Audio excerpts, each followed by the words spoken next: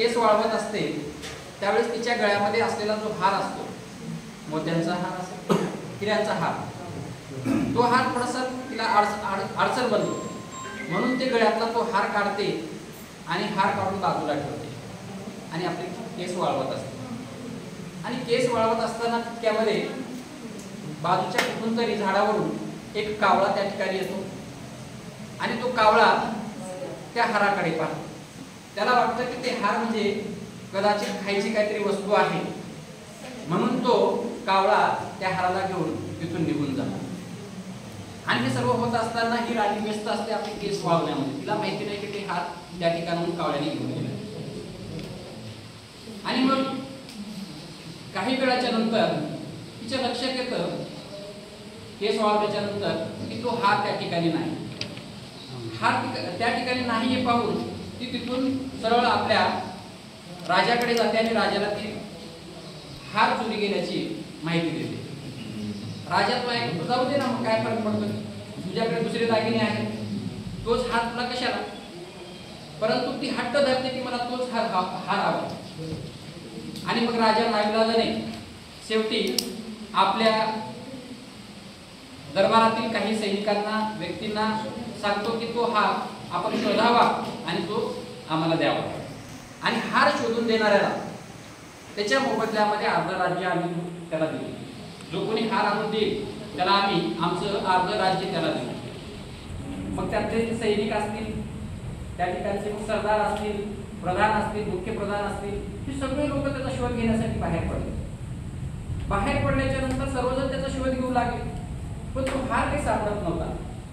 आणि असंच मग शोध घेत असताना एक अतिशय घाणेरडं पाणी असलेलं, जे नाल्याचं पाणी असतं, गटाराचं, त्या घाणेरड्या पाण्याच्या डबक्यामध्ये त्याला तो हार सापडतो, दिसतो.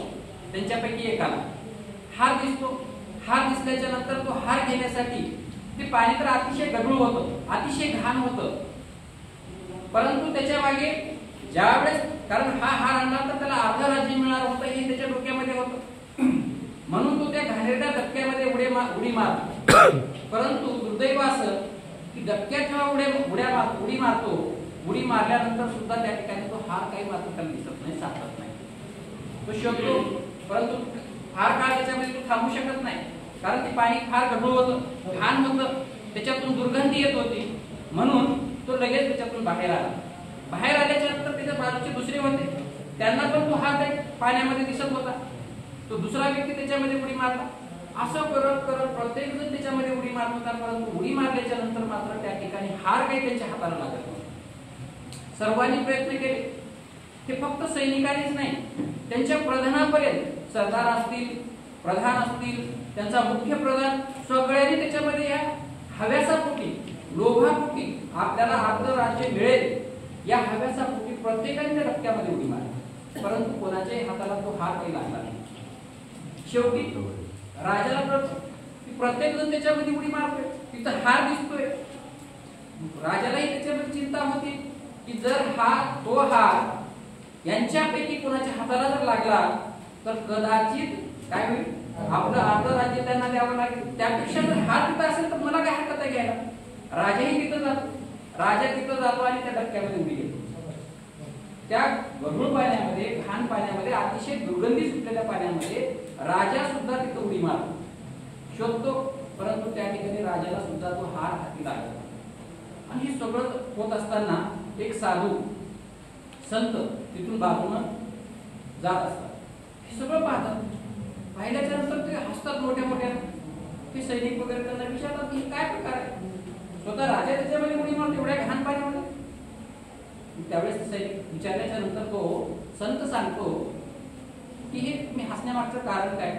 अरे वेड्यानो, तुम्ही हसताय कसे, तुम्ही जे हसताय ना, तुम्ही हे जे शोधताय, काय शोधताय, हार शोधताय. हार हा त्या पाण्यामध्ये नसून त्या वर असलेल्या झाडावर, त्याचं प्रतिबिंब त्या पाण्यावर पडत होतं. त्या प्रतिबिंबाला ते प्रतिबिंब पाहून त्याच्यामध्ये उडी मारत होते. प्रत्येक जण ते हार शोधण्यासाठी त्याच्यामध्ये उडी मारत होते. पण कोणीही आपल्या जो विवेक बुद्धी आहे त्या विवेक बुद्धीचा वापर मात्र कोणी करत नव्हतं. आज आपली परिस्थिती त्याच मार्गाने जाते. प्रत्येक जण हव्यासानं, प्रत्येकाला हाव सुटलाय, प्रत्येकाला हव्यास आहे. आणि आता बघा ते मी माझ्या अर्थानं माझ्या परीनं त्याचा एक अर्थ काढला की जो झाडावर लटकलेला हार होता ते म्हणजे आपलं शाश्वत सुख आहे. आणि जे त्याचं प्रतिबिंब पाण्यावर होतं ते म्हणजे भौतिक सुख आहे. आणि त्या भौतिक सुखाच्या पाठीमागे आज आपण एवढं धावत आहोत, त्याचा आपल्याला ते भौतिक सुख तर आपल्याला मिळतच नाही आणि आपण खऱ्या सुखापासून लाभ जात आहोत. याच्या गोष्टीमधून मला आपल्या समोर सांगितलं. धन्यवाद.